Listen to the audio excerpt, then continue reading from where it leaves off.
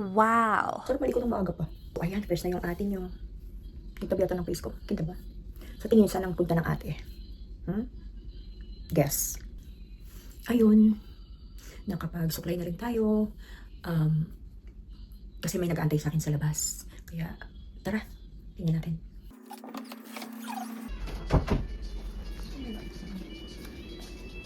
Yan, may nag-aantay sa akin. Oh, ang dami oh.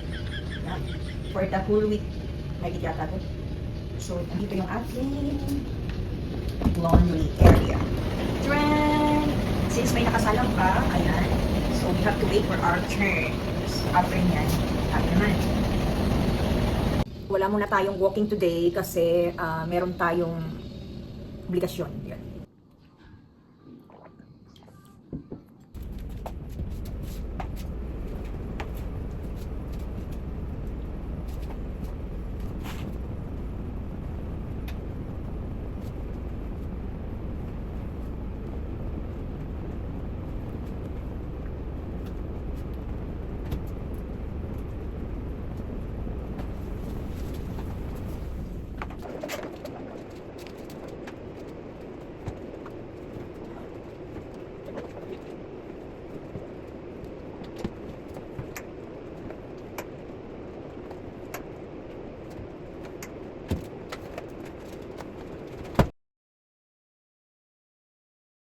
Tapos ng ating dryer, so para maging productive ang ating araw, tuloy-tuloy na natin to.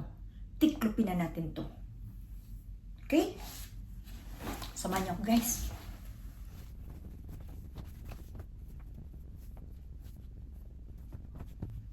Alam niyo guys, ako, kung papipiliin lang talaga ako, kung may choice lang ako, gusto ko lang maglaba kaysa magtiklop. Tinatamad talaga ako magtiklop. Kaso wala naman akong choice, di ba? Siyempre, pag nanay ka, ikaw na taglaba, ikaw pa taga-tiklop. Multitasking ang nanay.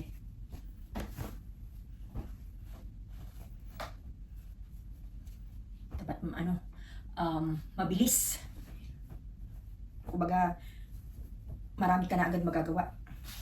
So, tapos na magluto, habang naglalaba, nagsasaing, di ba? Ano ng nanay? Or maging tatay yung mga naiiwan sa bahay, yun. Kung sino man naiiwan, tatay or nanay, dapat marunong sa gawaing bahay dahil ang naiiwan sa bahay, yun ang pinakamahirap na trabaho sa totoo lang, guys. Sabi nga nila, mas maganda pa ngayon na nagtatrabaho ka, di ba? Kasi kapag nag-work ka, 8 hours lang of work. Pero kung nanay ka or tatay ka na naiiwan sa bahay, ay ang 8 hours kulang pa talaga. Parang minsan yung, alam mo yung gusto mo na magpahinga, gusto mong maupo. Pero pag nakaupo ka naman, hindi ka pa nakakaupo, hindi pa lumalapat yung pet mo sa upuan or sa upuan, tama? Hindi pa lumalapat yung pet mo sa upuan. May naiisip ka na naman gawin. Oh, paano yan?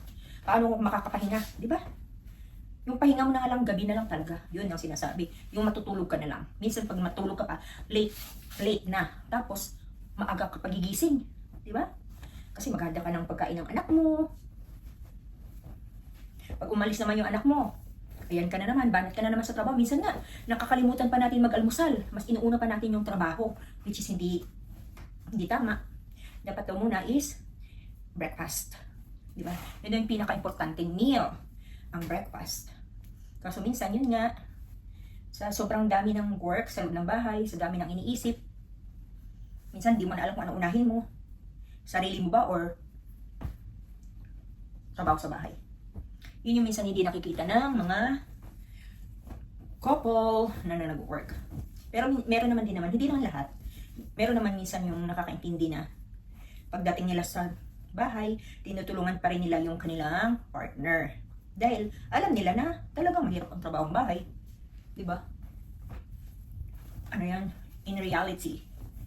Hindi porket sasabihin na, oh, ako na nagtatrabaho sa bahay, sa labas. Dapat ikaw lang dito sa bahay. May ganung sabi na, oh, ang bigat ng trabaho ko sa Lalo na may mga OFW ha, may mga OFW na sinasabi na pagka-uwi nila, OFW, pero hindi lahat ha. Not all, in general. May mga sinasabi na Oh, yung pagod na pagod ka na sa loob ng bahay, tapos pagdating nung ano mo, nung partner mo, nung asawa mo, pagdating niya, galing siya sa ibang bansa, OFW. Sabi niya, ay, yung meron ba yung hindi ka malang, yung mag-antay pa siya na sabihan mo na, oh, tumulong ka naman, o ganyan, ganyan. Di ba? Pwede bang ano na lang, yung sabihin na, hindi kahit hindi mo na siya sasabihan na, oh, tulong ka. Yung kusang loob na lang ba na tulungan ka? Kasi alam naman niya na, nung wala ka sa bahay, or ikaw lang nanay at tatay sa mga bata, pagod na pagod ka rin, di ba? Yung pagod niya sa pagtatrabaho dun sa ibang bansa, at pagod mo, is pareho lang din, di ba? Eh sila, yung habang sabihin man niya na nagtatrabaho sila doon, after ng trabaho nila, pwede na sila makapagpahinga, di ba? Ang mahirap yung naiwan sa bahay. Hindi naman natin sa hiningi. Minsan, mayroong nagkakasakit yung mga anak. Siyempre, mapupuyat ka. Yung pag-aalala mo sa mga bata, paano gagawin mo? Eh kung buti kung isa lang yung anak mo, eh kung marami, o dalawa mahigit, yun lang. Talagang mangangarag ka. Di ba? Yung minsan dapat, marunong din intindi yung mga asawa. Meron din naman talaga na kailangan pang ipaalala na, oh ganito, tumulong ka, ganyan-ganyan. Yung sentido ko man na lang dapat. Pero meron din naman na asawa or partner na kahit hindi mo nasabihan, yung bang, oh, kumain ka na ba? O mahal ko, o asawa ko, or anong tawagan niyo, babe, honey, sweetheart, or anything, or babe, whatever. O mahal, pagdating ng bahay, o kumain ka na ba? Mukhang pagod na pagod ka o kain ka muna. Tapos pagsasando ka, wow, sana all. May ganun ba? Yung konting bagay lang, tapos habawa, ikaw sa bahay nagluluto, tapos pagdating ng asawa mo, o partner mo, jowa mo, whatever, sabi sa'yo, kumakain ka na. Wow, ang sarap naman ng luto mo, mahal, babe. O diba, parang magaan ba? Imbis na yung pagod na pagod ka, gumagaan yung pakiramdam mo. Yung pagka na-appreciate yung ginagawa mo. Yun ang maganda, yung appreciation, di ba? Para at least, uy, nasarapan naman sila sa niluto ko. Parang nakakapawi ng pagod. Yan. Yung mga babae, lang naman yan eh. Hindi naman yan mahirap suyuin. Di ba? Maliit na bagay, masaya na tayo. Ganun. Yung sana, yung parang ma-appreciate. Yan. Maganda rin kasi yung sa feeling na may nag-appreciate sa gawain mo. Yun. Agree ba kayo sa sinabi ko? Pwede rin kayo mag-comments dyan kung may na-experience ba kayo na ganito, or based dun sa kwento ko, na meron naman talaga may Mr. or Mrs. na na maalalahanin yun, na ina-appreciate yung effort, di ba? Para worth it din yung worth it din yung ginagawa mo. Parang yung binavalue ka na ng partner mo, yun ang maganda. Siyempre, pag partner kayo, di ba? Siyempre, give and take. Hindi man pwede yung ikaw lang yung give ng give, siya lang yung take ng take, or the other way. Dapat give and take. Para tumagal yung relasyon. Mahirap lang kasi yung ikaw lang, puro ikaw lang. Lahat ng bagay, ikaw sa bahay, lahat. Tapos yung partner mo nakahiga lang, cellphone ng cellphone. Kailan ba? Hindi ka man lang tulungan na, ay, mahal ko, pagod ka na, ako naman dyan. Diba? Yun, maganda yung gano'n. So, tapos na tayo guys. Tapos na ang ating pagtitiklop, tapos na ang ating teleserye. Labari serye, tiklop serye, whatever. Ayun guys, so that's all for today. Yun yung ating hindi na tayo nakapaglaan kasi nga naglaba tayo. Para matapos din, bago ka sa channel ko, please don't forget to hit subscribe button. Meron bang nakadelete dyan? Taas ang kamay.